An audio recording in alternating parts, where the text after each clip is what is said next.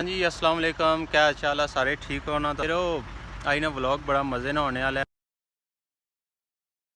Truck नहीं vlogging होने वाली है आज तो नाले बड़ी खूबसूरत गड्डी है इस पर व्लॉग शूट कर सा वीडियो भी जुड़े रहे। तो चलिए शुरू करते हैं।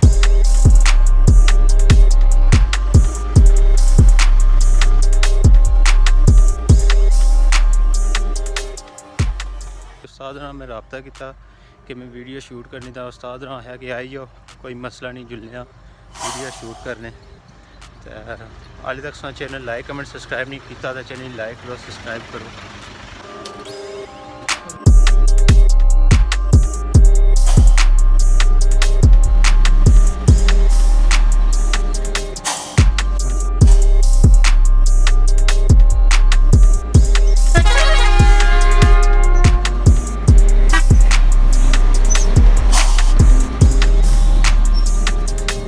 उस्ताद ना इतों करनी बजरी लोड तो फिर वापसी उसी गड्डी लगनी लैन उन्हें भी गड्डियाँ पिछा खलतियाँ नहीं लैनी लगी नहीं तकने सारा नंबर किस टाइम मछना गड्डी लोड होनी।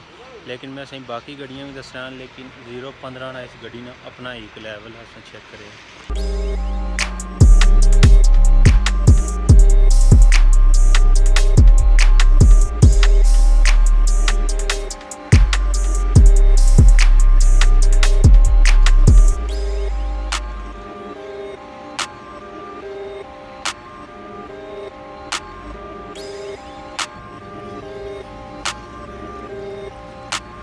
अच्छा उस्ताद जी, पहले तो मैं तुसा बहुत यानी कि शुक्रगुजार हाँ कि तुसा अपना मैं कीमती टाइम दिता।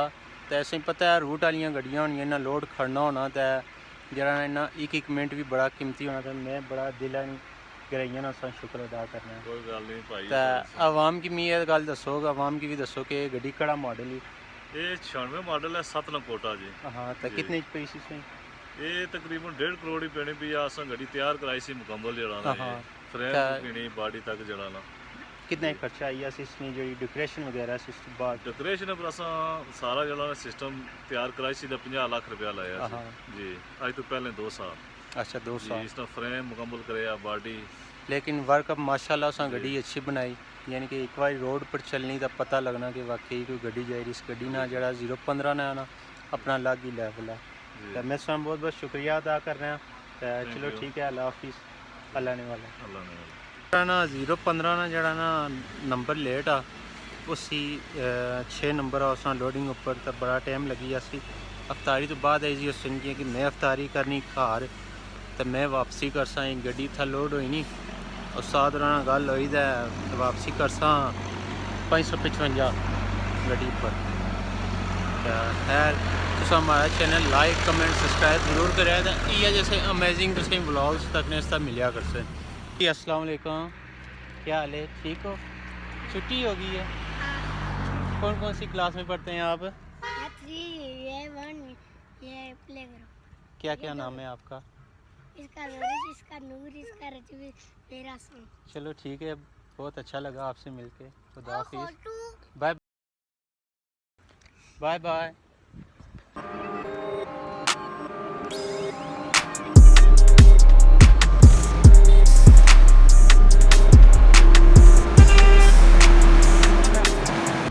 वापसी माड़ी होनी भी 555 गड्डी आ इस उपर होनी भी कि 0-15 ना जरा ना नंबर लेट लगा 6 या 7 सी तो अफ्तारी तो बाद यानी कि वो इतों ईजी हो गई।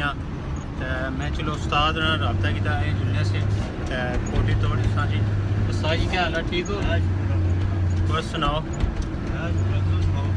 शुक्र अल्हम्दुलिल्लाह। मैं ये गल बहुत गड़ी जाने रहने वाले उस एडवांस हाँ चुड़ोई कितना अर्सा हुई सही साहब ड्राइविंग कर रहे हो? ये जनाब 3-4 साल हुई है। तो क्या कुछ तनख्वाही है सही वैसे पूछना तो नहीं चाहिए ना लेकिन चलो 30,000 रुपया तनख्वाह देना जनाब। तो ड्यूटी ना कोई हिसाब था अपने दिल करा उसे घर लाई हो या दिल करा लाई हो। तो छुट्टी वगैरह लभनी सही? छुट्टी इंशाल्लाह जुम्मे पक्की छुट्टी है जनाब। जुम्मा पढ़ो ना हो तो जुम्मे पक्की छुट्टी है।